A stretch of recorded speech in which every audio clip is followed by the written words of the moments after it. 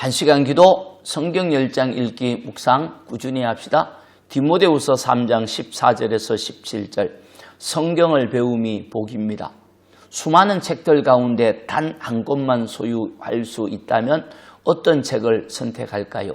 믿음의 사람들은 고민할 필요도 없이 성경을 선택합니다. 성경은 세상의 모든 책들과 견줄 수 없는 하나님의 선물이죠. 성경은 하나님의 말씀이기에 성경을 듣고 읽고 묵상하면 복을 받습니다. 어떤 복을 받을까요? 첫째, 성경은 구원에 이르는 지혜를 알려줍니다. 14절이죠. 너는 배우고 확실한 일에 거하라. 너는 내가 누구에게 배운 것을 알고 또 어려서부터 성경을 알았나니 성경은 능히 너로 하여금 그리스도 예수 안에 있는 믿음으로 말미암아 구원에 이르는 지혜가 있게 하느니라.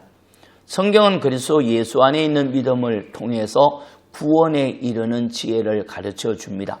종말에 완성될 구원은 사람들의 공로나 업적으로 얻을 수 있는 것이 아니라 그리스도 예수 안에 있는 믿음을 통해서 받는 선물입니다.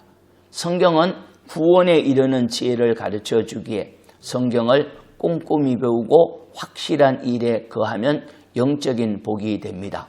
둘째, 성경은 인생의 유익을 줍니다. 16절 모든 성경은 하나님의 감동으로 된 것으로 교훈과 책망과 바르게 함과 의로 교육하기에 유익하니라. 아멘. 성경은 사람들의 지혜나 사람의 교훈을 모은 책이 아닙니다. 성경은 하나님의 감동으로 기록된 하나님의 말씀이죠. 하나님의 감동으로 기록된 성경을 읽고 묵상하면 인생에 큰 유익이 됩니다. 성경은 어떻게 살아가는 것이 의미가 있고 행복을 주는 것인지 교훈하기에 인생의 유익이 되죠. 성경이 교훈하는 가르침을 따르기만 하면 유익하지만 믿는 사람들도 성경의 가르침을 따르지 않고 하나님 앞에 죄를 짓기도 합니다. 그때 성경을 읽으면 마음을 찌르는 책망의 말씀이 눈에 들어옵니다. 잘못된 길로 갈 때 유턴하여 방향을 선회하듯이 책망의 말씀을 통해 회개하면 성경은 바른 길로 인도합니다. 성경은 잘못된 인생을 바르게 인도하기에 유익이 됩니다. 뿐만 아니라 성경은 어려운 것으로 교훈하기에 인생 유익이 되지요. 성경은 인생을 유익하게 하는 보약과 같기에 듣고 읽고 묵상해야 됩니다. 셋째, 성경은 선한 일을 행할 능력을 갖추게 합니다. 17절이죠. 이는 하나님의 사람으로 온전하게 하며 모든 선한 일을 행할 능력을 갖추게 함이라. 아멘. 성경 말씀을 듣고 읽고 배우고 실천하면 하나님의 사람으로 온전해집니다.